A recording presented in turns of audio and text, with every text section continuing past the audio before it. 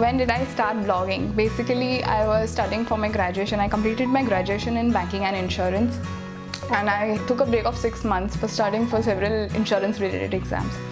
And obviously study breaks, you don't really study. So I was sitting home and just googling stuff and all that. And that is when I came across blogs. And what I liked about blogging basically was that, it's a platform where you can really interact with people across the globe.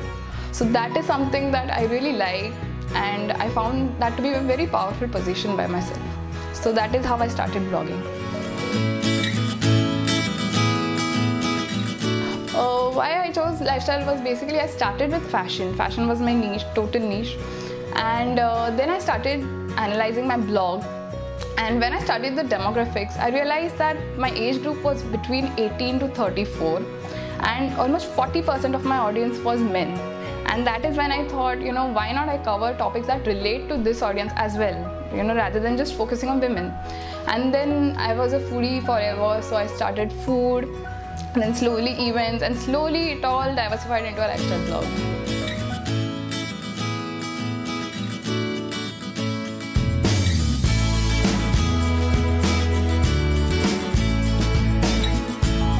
Walking out of my comfort zone and going out, meeting new people, experiencing new things, which otherwise if I was not a blogger wouldn't have been possible even a bit. So all thanks to blogging, I really went out and I spoke to people on my own, which being an introvert person like me, I wouldn't have done.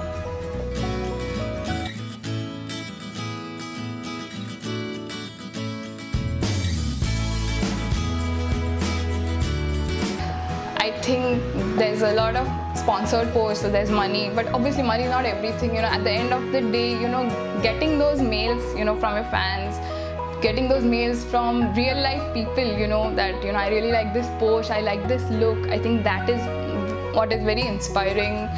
And there are several brands also, like you can easily make out, when someone genuinely writes, that I like this post of yours, based on it, can you do this story for us? So I think that is something that is really inspiring, and more than perk, it's really satisfying at the end of the day.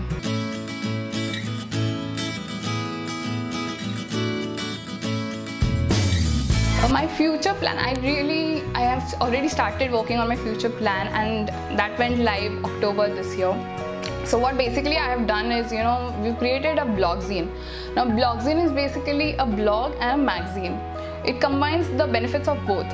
A magazine, if any other teenager girl like me, we used to literally wait, during our teenage years, wait for that one issue of Femina or something. Why? Because the content was really fresh. It wasn't something that we read in our Bombay Times and all that. So content of that type, and blog because it stays on the net forever. Like even 10 years later, if I remember there was some post in fashion, okay, please, I'll go back there and I'll still find that.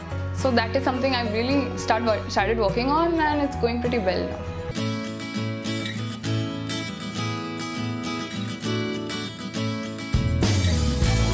Monetarily, I'll say that blogging is both. Like today, I can't frankly support all my expenses just by blogging, but that doesn't mean I take up endorsements that just on monetary basis. I think blogging is much beyond money. Of course, there are you get plenty of sponsored posts and endorsement. So I'll say that don't just look at the money part. There's a lot that goes in. For example, a few days ago, I got a call for a kids soap brand, and I was like, even if you're paying me a handsome amount, I'm not doing that. So I'll say start on barter system. Do about 10-15 collaborations that way, and finally you will get those brands that are your niche. And you will be paid. You'll be paid, a hefty amount for it.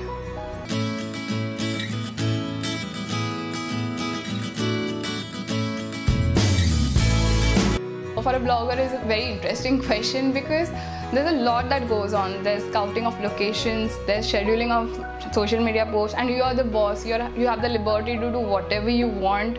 So I review different restaurants, there are meetings lined up, there are events to attend. So yes, it's a very glamorous profession, so I really enjoy that.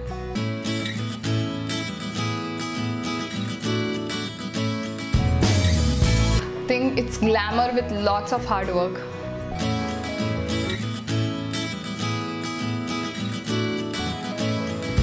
According to me, the blog culture. Before 6 months or so, blogging was all about figures. Like, you know, you have Instagram, 30,000 followers, and all brands are after you. But slowly the world is realizing, the brands are realizing today that blogging is much beyond figures. So today they are approaching bloggers who have, like, say, less than 10,000 figures. That is when the concept of micro-influencers is rising.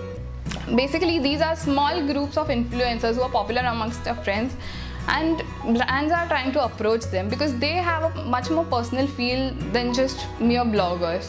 So I think that is an evolution that is taking place, and I think that is a pretty good thing at this point.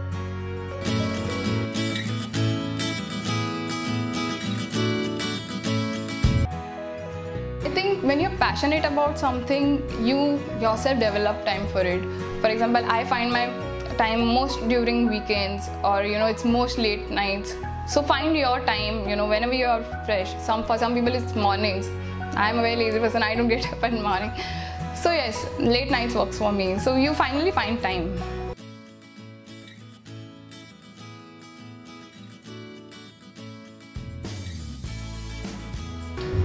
Basically, I was a blogger since the last 2 years. Then I worked for 6 months at a digital agency, and that is when I really realized that blog has a lot of potential to grow. And ever since then, I've been blogging seriously.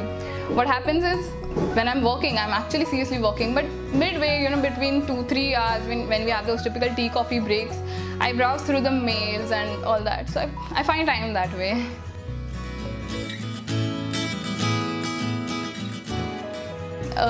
There's no secret mantra as such. There are 2 things that I've learned. First is, you know, just walk out of your comfort zone, I'll say.